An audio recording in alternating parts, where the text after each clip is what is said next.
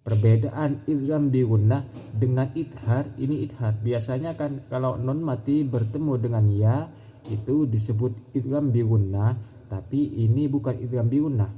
Apa perbedaannya? Perbedaannya kalau idgham bi gunnah nun mati bertemu dengan ya dalam dua kalimat, kalau idhar nun mati bertemu dengan ya ini dalam satu kalimat. Ini disebut idhar mutlak. Idhar mutlak.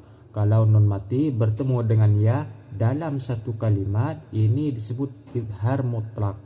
Kalau nun mati bertemu dengan ya dalam dua kalimat, baru itu disebut idgham bi gunnah.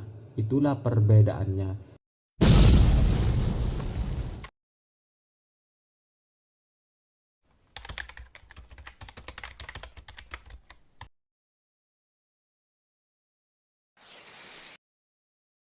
Assalamualaikum warahmatullahi wabarakatuh, Sobat ILIC yang beriman dan pencari ridha Allah subhanahu wa ta'ala. Alhamdulillah kita masih diberi kesempatan oleh Allah subhanahu wa ta'ala untuk sama-sama belajar Al-Quran. Pada kesempatan kali ini kita akan sama-sama belajar praktek langsung di Al-Quran pada surah Al-Imran dari ayat 14. Sebelum memulai, marilah terlebih dahulu untuk mengambil wudhu. Dan jangan lupa untuk selalu membaca A'udzu billahi minasy syaithanir rajim. Bismillahirrahmanirrahim.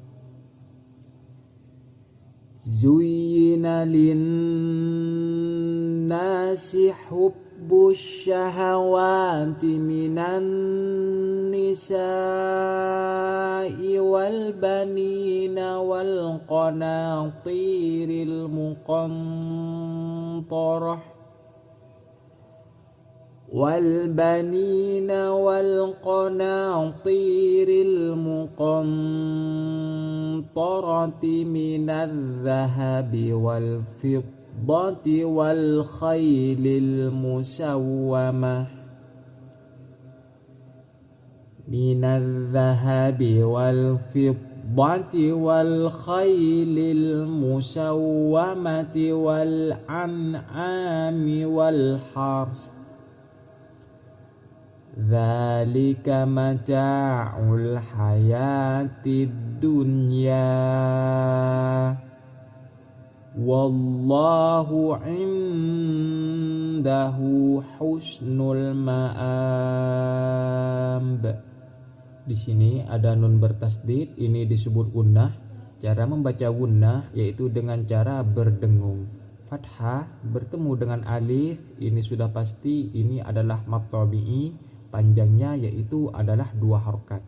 Contohnya zuyyina lin-nasi. Terus selanjutnya ini fathah berdiri, panjangnya yaitu adalah dua harokat. Nun bertasdid ini disebut gunnah, sama seperti yang tadi, ini adalah gunnah. Cara membaca gunnah yaitu dengan cara berdengung. Ini apabila ada mad bertemu dengan hamzah dalam satu kalimat, maka ini disebut mad wajib muttasil. Cara membaca mad wajib muttasil yaitu panjangnya antara 4 sampai 5 harokat.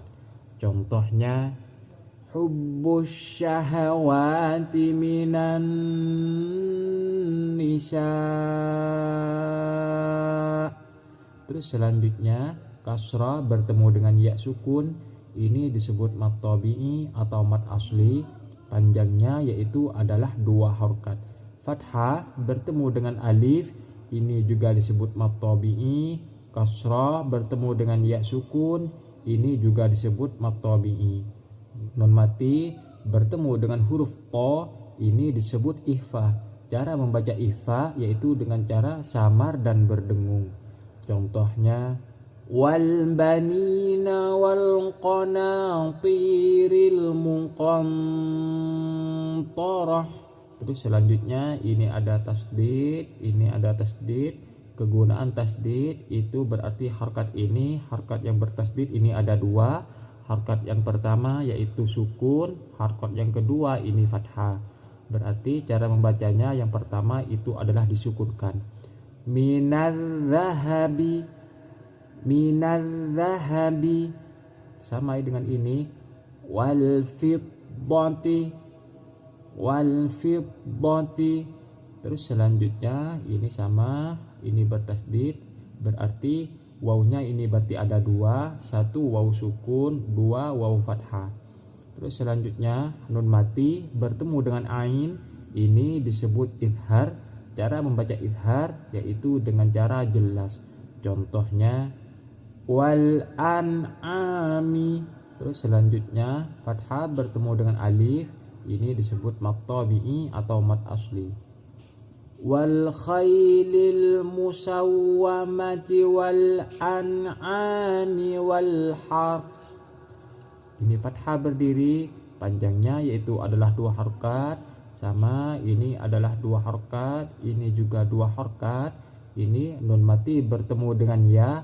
Nah, ini beda. Perbedaan idgham bi gunnah dengan idhar, ini idhar. Biasanya kan kalau nun mati bertemu dengan ya itu disebut idgham bi gunnah, tapi ini bukan idgham bi gunnah.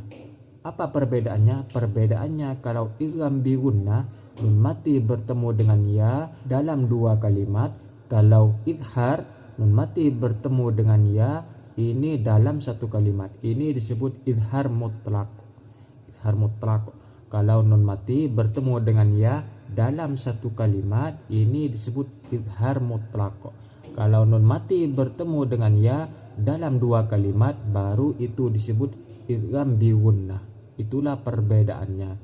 Terus selanjutnya ini fathah berdiri, panjangnya yaitu adalah 2 harokat. Apabila ada lam jalalah lafaz Allah seperti ini, sesudahnya berharokat fathah, maka cara membaca lam jalalahnya ini harus dibaca dengan tebal. Contohnya wallahu, wallahu. Nun mati bertemu dengan dal, ini disebut ikhfa. Cara membaca ikhfa yaitu dengan cara samar dan berdengung. Apabila ada dhamma terbalik seperti ini, seperti angka 6, ini cara membacanya harus 2 harokat, panjangnya yaitu harus 2 harokat. Indahu, indahu. Terus selanjutnya ini fathah berdiri yaitu panjangnya adalah 2 harokat. Apabila ada huruf qalqalah dalam kalimat terakhir atau huruf terakhir, berarti cara membacanya harus memantulkan bunyi bacaan, karena ini ba ini termasuk huruf qalqalah. Contohnya wallahu indahu husnul ma'ab. Seperti itu. Ma'ab. Kita lanjutkan. Qul a'unabbi'ukum bi khairim min dzalikum lilladzina taqaw 'inda rabbihim jannatun tajri min tahtihal anhar min tahtihal anharu khalidina fiha wa azwajum mutahharah wa azwajum mutahharatu wa ridwanum minallah wallahu basirum bil ibad alladzina yaquluna rabbana innana amanna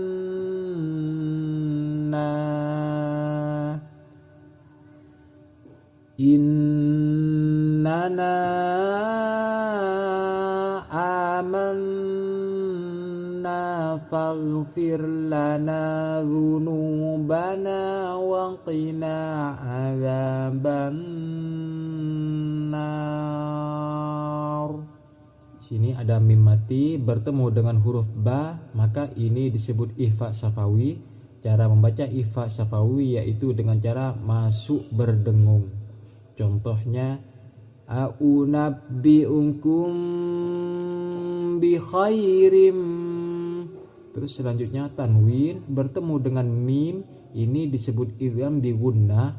Kalau idgham bi gunnah yaitu dengan cara masuk berdengung. Masuknya tanwin ke huruf mim yaitu dengan cara berdengung. Nun mati bertemu dengan huruf dzal, ini disebut ikhfa.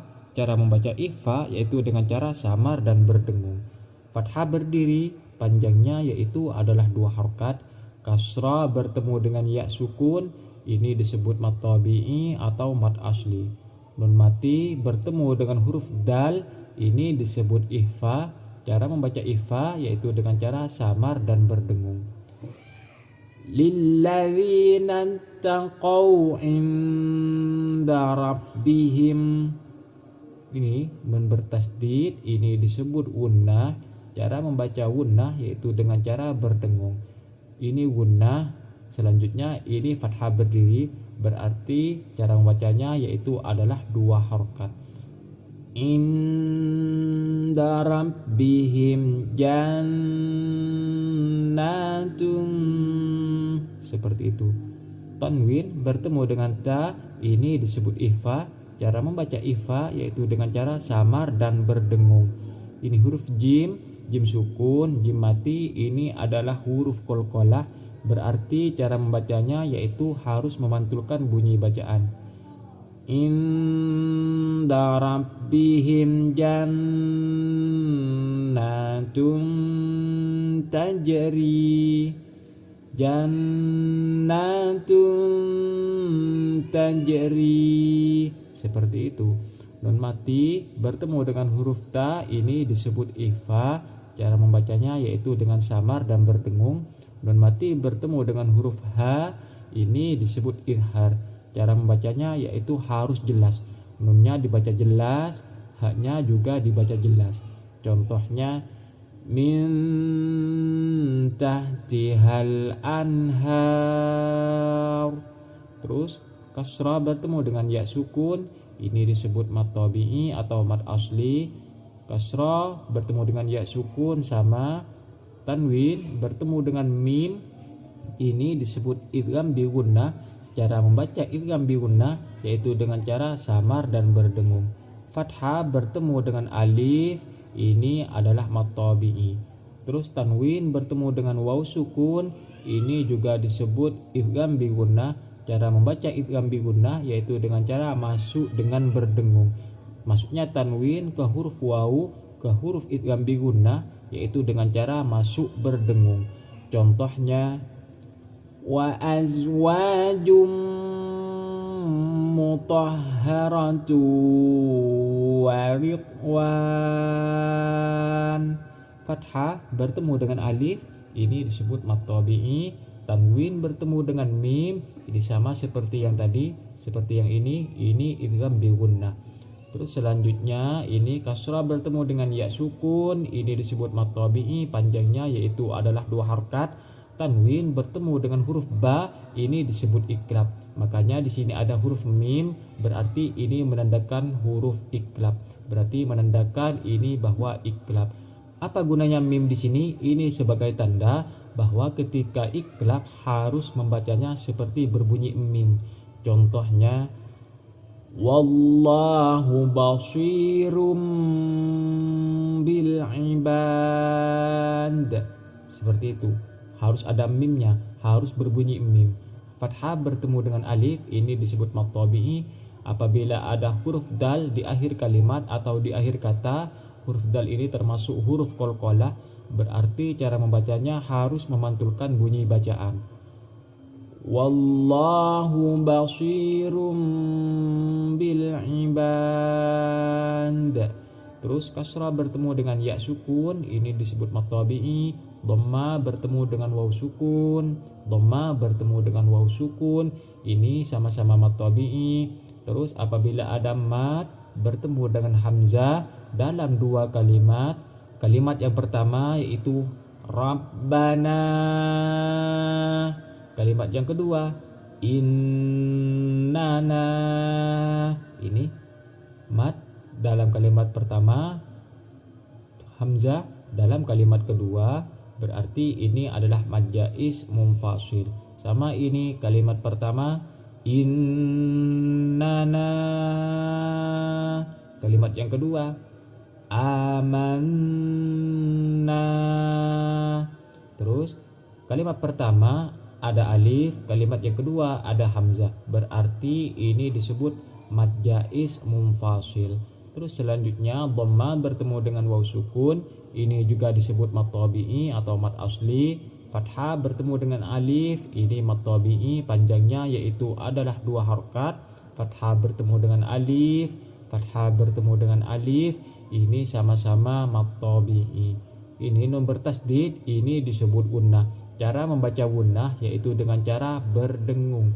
Contohnya faghfir lana dzunubana wa qina adzaban nar. Sampai di sini dulu video kali ini, semoga bermanfaat, semoga barokah. Apabila ada kritik dan saran, silahkan cantumkan di kolom komentar di bawah ini.